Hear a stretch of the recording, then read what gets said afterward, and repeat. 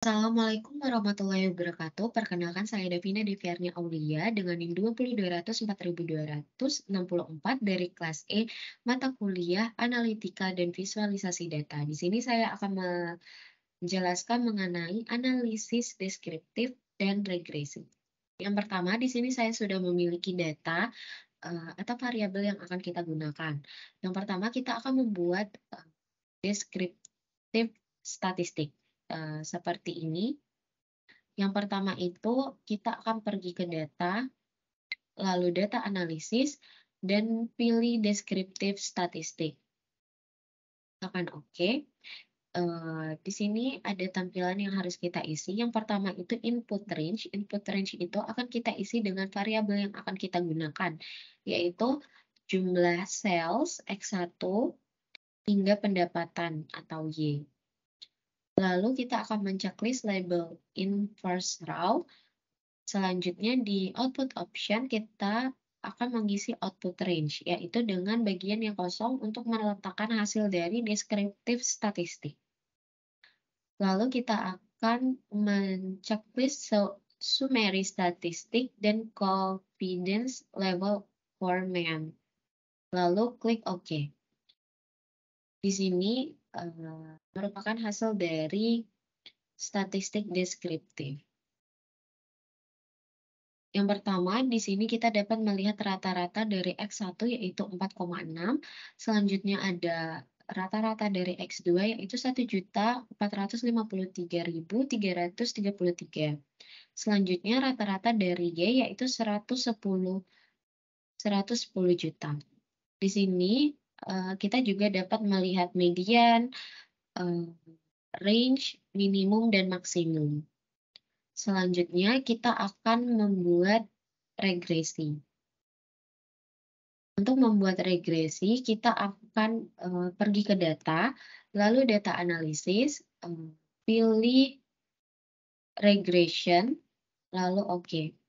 Untuk di bagian regresi ini, untuk input yaitu input Y, kita akan memilih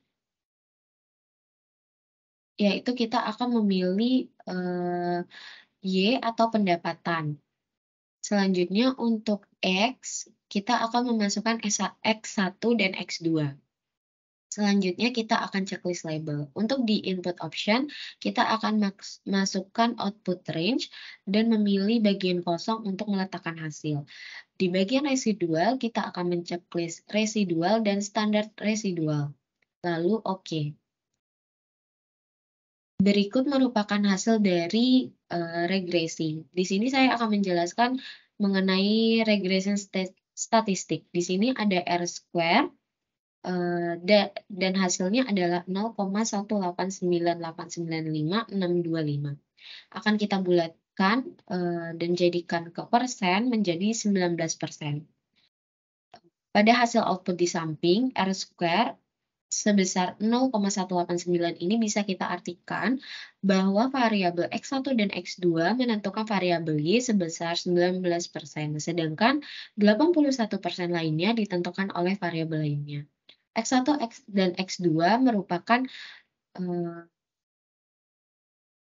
jumlah sales dan pengeluaran iklan. Y merupakan pendapatan. Selanjutnya yaitu ada di bagian ANOVA di signifikan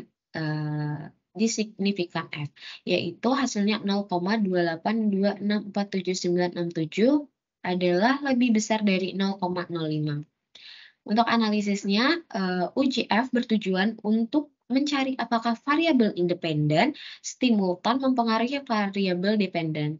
Tingkatan yang digunakan adalah sebesar 0,5 atau 5%.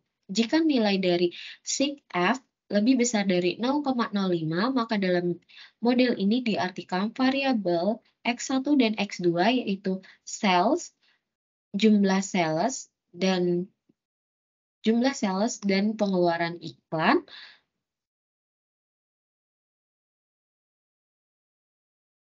secara simultan tidak mempengaruhi variabel Y.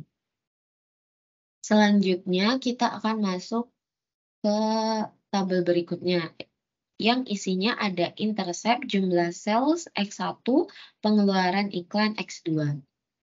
Di sini kita akan membuat rumus atau persamaan matematika, yaitu Y sama dengan A ditambah B1 X1 ditambah B2 X2 ditambah E.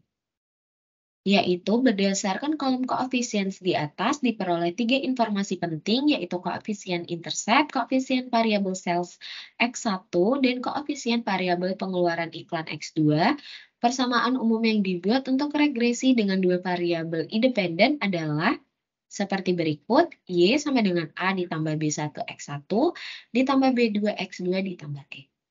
Selanjutnya yaitu bisa kita masukkan ke dalam persamaan tadi, yaitu Y sama dengan minus 4944114901 ditambah 137029158 X1 ditambah 35,7 X2 ditambah E.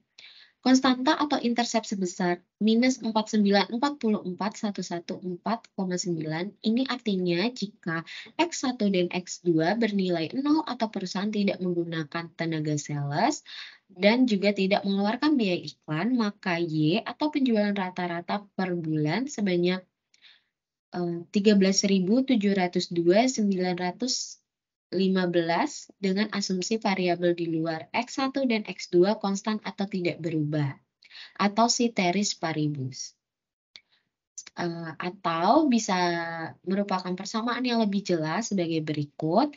Dengan analisis, sedangkan koefisien B1 sebesar 137029158 menunjukkan bahwa setiap penambahan satu orang sales X1 maka akan memberikan kontribusi peningkatan jumlah penjualan rata-rata tiap bulan sebanyak 13.702.915 dengan asumsi bahwa biaya iklan atau X2 tetap atau konstan secara variabel lain selain dalam model juga konstan atau ceteris paribus. Selanjutnya ada persamaan sebagai berikut, yaitu koefisien B2 sebesar 35,7 menunjukkan bahwa setiap penambahan 1 juta biaya iklan atau X2, maka akan memberikan kontribusi peningkatan jumlah penjualan rata-rata tiap bulan sebanyak 35,7 juta dengan asumsi bahwa sales atau X1 tetap konstan serta variabel lain selain dalam model juga konstan atau ceteris paribus. Berikut analisis yang bisa saya sampaikan. Mohon maaf bila ada salah kata. Wassalamualaikum warahmatullahi wabarakatuh.